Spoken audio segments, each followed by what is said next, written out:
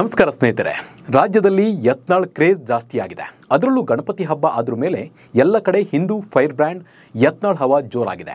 ತಮ್ಮ ಮಾತಿನ ಮೂಲಕವೇ ಹಿಂದೂಗಳ ಮನವನ್ನ ಗೆಲ್ತಾ ಇದ್ದಾರೆ. ಆದರೆ ಇವರ ಮಾತು ಇವರಿಗೆ ಈಗಾಗಲೇ ಬಿಜೆಪಿಯಲ್ಲಿ ಮುಳ್ಳಾಗಿ ಪಕ್ಷದಿಂದ ಹೊರಹಾಕುವಂತೆ ಮಾಡಿದೆ. ಯತ್ನಾಳ್ಗೆ ಯಾರಾದರೂ ದೊಡ್ಡ ಶತ್ರು ಇದ್ದಾರೆ ಅಂದರೆ ಅವರ ನಾಲ್ಗೆ ಅಂತಾನೆ ಹೇಳ್ಬೋದು. ಬಟ್ ಅವರ ಮಾತುಗಳು ಕೇಳುವಾಗ ಹಿಂದೂಗಳಿಗೆ ಖುಷಿ ಆಗುತ್ತೆ. ಬಟ್ ಅದು ಅವರು ಹೇಳಿದಷ್ಟು ಸುಲಭದಲ್ಲಿ ಎಲ್ಲ ಮಾಡೋಕೆ ಆಗುತ್ತಾ? ಒಂದು ವೇಳೆ ಯತ್ನಾಳ್ ಸಿಎಂ ಆದರೆ ಯುಪಿಯಲ್ಲಿ ಯೋಗಿ ಮಾಡಿದ್ದಕ್ಕಿಂತ ಹೆಚ್ಚಾಗಿ ಮಾಡ್ತಾರೆ ಅನ್ನೋ ಮಾತು ಕೂಡ ಕೇಳಿ ಬರುತ್ತೆ. ಗೂಂಡಗಳನ್ನು, ಹಿಂದೂ ವಿರೋಧಿಗಳನ್ನು ಎಲ್ಲಿ ಬೇಕಾದರೂ ಶೂಟ್ ಮಾಡಿ ಬಿಸಾಕ್ತೀನಿ ಅಂತ ಹೇಳಿ ಕೂಡ ಯತ್ನಾಳ್ ಹೇಳಿದ್ದಾರೆ. ಪೊಲೀಸರಿಗೆ ಆ ಅಧಿಕಾರ ಕೊಡುವ ಹಕ್ಕು ಸಿಎಂಗೆ ಇದೆಯಾ? ರೂಲ್ಸ್ ಏನು ಹೇಳುತ್ತೆ? ಯತ್ನಾಳ್ ಸಿಎಂ ಆದಮೇಲೆ ಪೊಲೀಸರ ಕೈಗೆ AK-47 ಬರುತ್ತಾ? ಇವೆಲ್ಲದರ ಕುರಿತು ಕಂಪ್ಲೀಟ್ ಮಾಹಿತಿಯನ್ನು ನೀಡ್ತಾ ಹೋಗ್ತೀನಿ. ನಾನು ನಿಮ್ಮ ಶಿವರಾಜ್ ಬಾಣಂಕಿ. ನೀವು ಸುದ್ದಿಯಾನದ ಸಬ್ಸ್ಕ್ರೈಬರ್ ಆಗೋದನ್ನು ಮರಿಬೇಡಿ. ಸ್ನೇಹಿತರೆ, ಬಸನಗೌಡ ಪಾಟೀಲ್ ಯತ್ನಾಳ್ ಅವರ ಈ ಮಾತುಗಳನ್ನು ಒಮ್ಮೆ ಕೇಳಿ.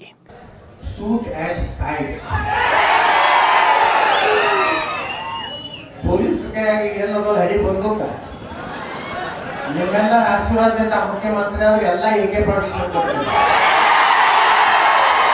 ಕೇಳಿದ್ರಿ ಅಲ್ವಾ? ಹಿಂದೂ ಫೈರ್ ಬ್ರ್ಯಾಂಡ್ ಯತ್ನಾಳ್ ಅವರ ಮಾತನ್ನ. ಶೂಟ್ ಎಟ್ ಸೈಟ್. ಪೊಲೀಸರ ಕೈಯಲ್ಲಿರೋ ಎಲ್ಲ ಬಂದೂಕು, ಹಳೆಯ ಬಂದೂಕುಗಳನ್ನು ತೆಗೆದು ನಿಮ್ಮೆಲ್ಲರ ಆಶೀರ್ವಾದದಿಂದ ನಾನು ಸಿಎಂ ಆದರೆ ನಾನು ಪೊಲೀಸರ ಕೈಗೆ AK-47 ಕೊಡ್ತೀನಿ, ಫುಲ್ ಪರ್ಮಿಷನ್ ಕೊಡ್ತೀನಿ.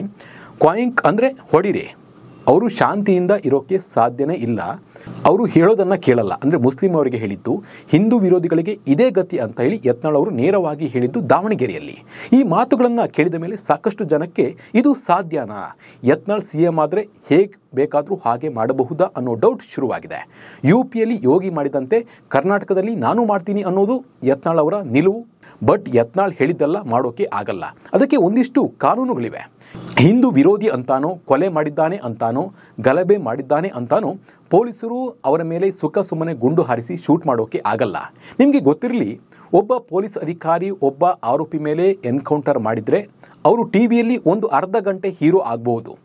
ಬಟ್ ಆಮೇಲೆ ಅವರು ಸಾಕಷ್ಟು ಎನ್ಕ್ವೈರಿಯನ್ನು ಎದುರಿಸಬೇಕಾಗುತ್ತೆ. ಮಾನವ ಹಕ್ಕುಗಳ ಆಯೋಗದ ಪ್ರಶ್ನೆಗಳಿಗೆ ಅವರು ಉತ್ತರವನ್ನು ಕೊಡಬೇಕಾಗುತ್ತೆ. ಯಾಕೆ ಶೂಟ್ ಮಾಡಿದ್ರಿ, ಯಾವ ಗನ್ನಿಂದ ಶೂಟ್ ಮಾಡಿದ್ರಿ, ಯಾವ ಬುಲೆಟ್ನಿಂದ ಶೂಟ್ ಆಗಿದೆ, ಬೇಕಂತ ಶೂಟ್ ಮಾಡಿದ್ರಾ, ಪರಿಸ್ಥಿತಿ ಹಾಗಿತ್ತಾ ಅನ್ನೋ ಎಲ್ಲ ಮಾಹಿತಿಯನ್ನು ಅವರಿಗೆ ಕೊಡಬೇಕಾಗುತ್ತೆ. ಒಬ್ಬ ಆರೋಪಿ ಕಾಲಿಗೆ ಶೂಟ್ ಮಾಡಿದರೆ ಹೀಗೆಲ್ಲ ಮಾಹಿತಿಯನ್ನು ಕೊಡಬೇಕು. ಇನ್ನು ಯತ್ನಾಳ್ ಹೇಳಿದಂತೆ ಎಲ್ಲ ಪೊಲೀಸ್ಗೆ AK-47 ಕೊಟ್ಟು ನೀನು ಹಿಂದೂ ವಿರೋಧಿ, ನೀನು ಕೊಲೆ ಆರೋಪಿ ಅಂತ ಶೂಟ್ ಮಾಡೋಕೆ ಆಗಲ್ಲ. ಅದಕ್ಕೆ ಕಾನೂನು ಏನು ಹೇಳುತ್ತೆ ಅನ್ನೋದನ್ನು ನೋಡೋಣ ಬನ್ನಿ. ಅಪ್ಪಿತಪ್ಪಿ ಯತ್ನಾಳ್ ಸಿಎಂ ಆಗಿ ಅವರು ಹೇಳಿದಂತೆ ಪೊಲೀಸರಿಗೆ AK-47 ಕೊಟ್ಟರೆ ಪೊಲೀಸರು ಸಿಕ್ಕವರ ಮೇಲೆ ಗುಂಡು ಹಾರಿಸೋಕೆ ಆಗಲ್ಲ. ನಿಮಗೆ ಗೊತ್ತಿರಲಿ, ಪೊಲೀಸರು ಮಾತ್ರವಲ್ಲದೆ ಎಲ್ಲ ನಾಗರಿಕರಿಗೆ ಒಂದು ಹಕ್ಕಿದೆ, ಅದೇ ಆತ್ಮರಕ್ಷಣೆ.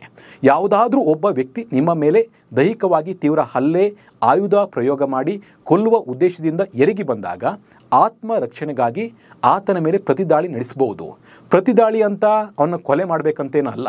ಕೊಲೆ ಮಾಡಿದ್ರೂ ಅದಕ್ಕೆ ಒಂದಿಷ್ಟು ಶಿಕ್ಷೆಯಲ್ಲಿ ವಿನಾಯಿತಿ ಇದೆ. ಇದೇ ಪೊಲೀಸರಿಗೆ ಅನ್ವಯ ಆಗುತ್ತೆ. ಪೊಲೀಸ್ ಎನ್ಕೌಂಟರ್ಗಳು ಸಹ ಇದೇ ಮಾದರಿಯಲ್ಲಿ ಆಗುತ್ತವೆ. ಯಾವುದೇ ರೌಡಿ ಅಥವಾ ಸಮಾಜಘಾತಕ ಪೊಲೀಸರ ಮೇಲೆ ಅಟ್ಯಾಕ್ ಮಾಡಿದರೆ ಮಾತ್ರ ಆ ಆರೋಪಿಯ ಮೇಲೆ ಪೊಲೀಸರು ದಾಳಿ ನಡೆಸಬಹುದಾಗಿರುತ್ತೆ. ಅದಕ್ಕೆ ಪೊಲೀಸರು ಎನ್ಕೌಂಟರ್ ಮಾಡಿದಾಗ, ನಮ್ಮ ಮೇಲೆ ಹಲ್ಲೆ ಮಾಡಿದಾಗ ಆತ್ಮರಕ್ಷಣೆಗಾಗಿ ನಾವು ಎನ್ಕೌಂಟರ್ ಮಾಡಿದ್ವಿ ಅಂತ ಹೇಳೋದು. ಅಪ್ಪಿತಪ್ಪಿ ಹಿಂದೂ ವಿರೋಧಿ ಅಂತಾನೋ, ಕೊಲೆ ಮಾಡಿದ್ದಾನೆ ಅಂತಾನೋ ಆರೋಪಿಯೊಬ್ಬನ ಮೇಲೆ ಗುಂಡು ಹಾರಿಸಿ ಅವನ ಕೊಂದರೆ ಅದು ಕೊಲೆ ಆಗುತ್ತೆ. ಅದಕ್ಕೆ ಪೊಲೀಸರೇ ಶಿಕ್ಷೆಯನ್ನು ಅನುಭವಿಸಬೇಕಾಗುತ್ತೆ, ಕೆಲಸವನ್ನು ಕಳೆದುಕೊಳ್ಬೇಕಾಗುತ್ತೆ. ಇನ್ನು ಈ ಎನ್ಕೌಂಟರ್ ರೂಲ್ಸ್ ಏನು ಹೇಳುತ್ತೆ? ಇನ್ನು ರಾಷ್ಟ್ರೀಯ ಮಾನವ ಹಕ್ಕುಗಳ ಆಯೋಗದ ಮಾರ್ಗಸೂಚಿಗಳ ಪ್ರಕಾರವಾಗಿ ಘಟನೆ ನಡೆದ 48 ಗಂಟೆಗಳ ಒಳಗಾಗಿ ಘಟನೆಯ ಮಾಹಿತಿಯನ್ನು NHRCಗೆ ನೀಡಬೇಕಾಗುತ್ತೆ. ಎನ್ಕೌಂಟರ್ ನಿಜವಾಗಿಯೂ ರಕ್ಷಣೆಗಾಗಿ ನಡೆಸಲಾಗಿದೆಯಾ ಅಥವಾ ನಾಟಕೀಯವಾಗಿ ಮಾಡಲಾಗಿದೆಯಾ ಎಂಬುದನ್ನು ಪತ್ತೆ ಹಚ್ಚಲು ಸ್ವತಂತ್ರ ತನಿಖೆ ನಡೆಸಬೇಕು. ಎನ್ಕೌಂಟರ್ ನಂತರ ಪೊಲೀಸರು ಕಡ್ಡಾಯವಾಗಿ FIR ಅನ್ನು ದಾಖಲಿಸಬೇಕು. ಇದರಲ್ಲಿ ಘಟನೆಯ ವಿವರವಾದ ಮಾಹಿತಿ ಒಳಗೊಂಡಿರಬೇಕು. ಜುಡಿಷಿಯಲ್ ಮ್ಯಾಜಿಸ್ಟ್ರೇಟ್ ನೇತೃತ್ವದಲ್ಲಿ ತನಿಖೆ ನಡೆಸಬೇಕಾಗುತ್ತೆ. ಶವಗಳನ್ನು ತಕ್ಷಣ ಮುಂದಿನ ತನಿಖೆಗೆ ನೆರವಾಗುವಂತೆ ಪೋಸ್ಟ್ಮಾರ್ಟಮ್ ಮಾಡಬೇಕಾಗುತ್ತೆ. ಅದನ್ನು ವಿಡಿಯೋ ರೆಕಾರ್ಡ್ ಕೂಡ ಮಾಡಬೇಕು. ಘಟನೆ ಸಂಬಂಧ ಪಕ್ಷಪಾತವನ್ನು ತಪ್ಪಿಸಲು ಘಟನೆ ನಡೆದಂಥ ಠಾಣೆಯ ಬದಲಾಗಿ ಮತ್ತೊಂದು ಪೊಲೀಸ್ ಠಾಣೆ ಹಾಗೂ ಸ್ವತಂತ್ರ ಸಂಸ್ಥೆಯಿಂದ ತನಿಖೆಯನ್ನು ನಡೆಸಬೇಕು. ಪ್ರಕರಣ ಸಂಬಂಧ ತನಿಖೆ ನಡೆಸುವ ಅಧಿಕಾರಿಗಳ ತಂಡ ಎನ್ಕೌಂಟರ್ಗೆ ಗುರಿಯಾದವರನ್ನು ಗುರುತಿಸಲು ಪ್ರಯತ್ನವನ್ನು ಮಾಡಬೇಕು. ಘಟನೆ ನಡೆದ ಸಂದರ್ಭದಲ್ಲಿ ರಕ್ತಸಿಕ್ತವಾಗಿರುವ ಮಣ್ಣು, ಕೂದಲು ಸೇರಿದಂತೆ ಪ್ರತಿಯೊಂದು ಅಂಶವನ್ನು ಸಾಕ್ಷ್ಯವನ್ನಾಗಿ ಸಂಗ್ರಹಿಸಬೇಕು.